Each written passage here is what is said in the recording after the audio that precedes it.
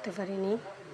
এত মজা হবে যে ছেলেরা বায়না করছিল, বাবা তরমুজ আনবা, তরমুজ খাইমু।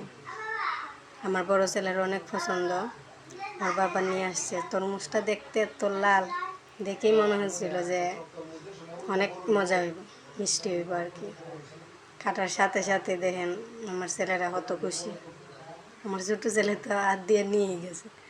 ওর অনেক ভালো লাগে তরমুজ, বড়টাও ভালো পায়। তবে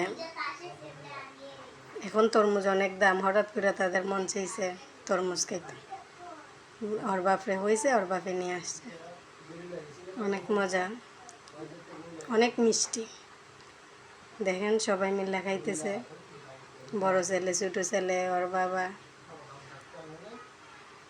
একজন একজনকে খাইয়ে দিচ্ছে। আপনারা সবাই দোয়া করবেন।